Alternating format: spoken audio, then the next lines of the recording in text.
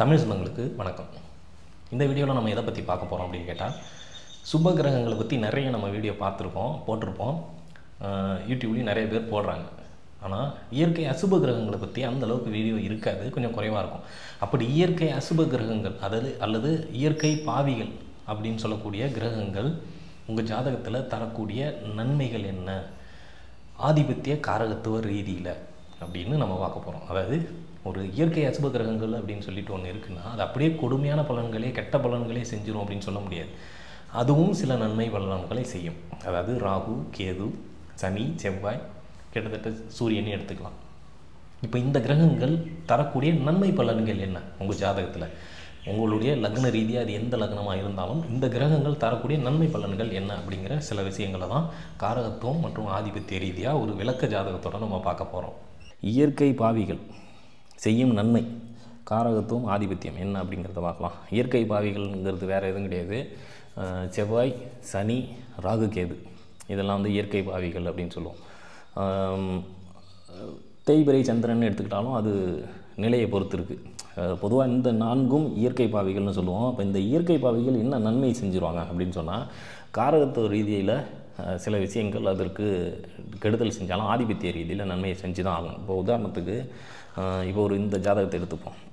இப்போ இந்த லக்னத்திற்கு, துலாம் லக்னத்துக்கு 5ஆம் இடம் அப்படிங்கிறது வந்து கும்பமாக வரும் இல்லையா, அதிபதி வந்து சனி. இப்போ சனி வந்து இயற்கை பாவி.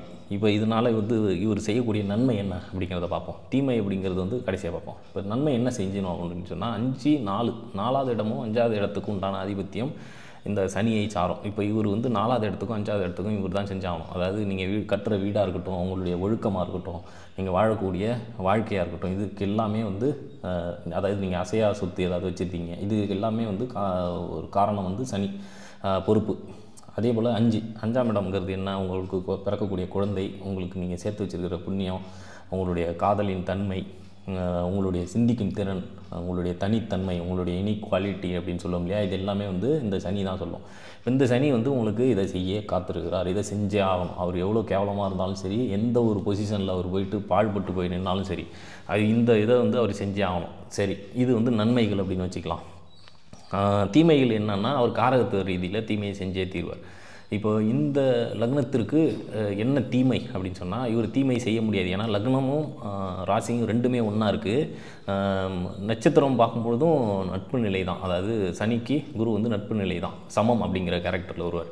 அப்போ இங்கே வந்து கெடுதலை செய்ய முடியாத நிலை தான் சொல்ல முடியும். சனியும் கம்ஃபர்டபுளாக தான் இருக்கார். இப்போ சனி ரொம்ப மோசமான நிலையில் இருந்தாலும் கடுப்பாக இருக்கும். இப்போ எப்படி சொல்லுது, உங்களை வந்து ஒரு தோசைக்கல்லில் நிற்க வச்சு நீங்கள் சிரிச்சுக்கிட்டு பேசுங்கன்னா பேச முடியுமா? அந்தமாரி முடியாது இல்லையா? அதே மாதிரி தான் சனி கம்ஃபர்டபுளாக இருந்தால் அது வந்து கம்ஃபர்டபுளாக நமக்கு பலனை தரும். இப்போ இங்கே சனி கம்ஃபர்டபுளாக இருக்கார். அப்போது என்ன மாதிரியான பலனை தரும் தீமை அப்படின்னு சொன்னால், ஒரே ஒரு விஷயம், டிலே, தாமதமாக செய்வார். கொஞ்சம் சுறுசுறுப்பு இருக்காது, மந்தத்தன்மை இருக்கும். இது மட்டும்தான் தீமை அப்படின்னு எடுத்துக்கலாம். அதுவும் ஒரு தீமைன்னெலாம் நம்ம குறிப்பிட்டு சொல்ல முடியாது. மற்றபடி இங்கே சனி முழுக்க முழுக்க நன்மையை செய்வார் அப்படிங்கிற மாதிரியான ஒரு ஜாதகம். இது வந்து ஒரு சிறந்த உதாரணம். ஒரு இயற்கை பாவி அப்படிங்கிறது நன்மை செய்யக்கூடிய அமைப்பு. தீமை என்ன அப்படின்னு சொன்னால், அது ஒரு தீமையே இல்லைன்னு சொல்லலாம். அப்படி தான் தாமதம் அப்படிங்கிறது வந்து ஒரு தீமைன்னு சொல்ல முடியாது. முன்கூட்டியே திட்டமிட்டோம்னா அந்த தாமதத்தையும் சரிப்படுத்திடலாம். இந்த மாதிரியான ஒரு ஜோதிட விளக்கம் உங்களுக்கு ஒரு புரிதலை ஏற்படுத்தியிருக்குன்னு சொல்லி நான் நம்புகிறேன்.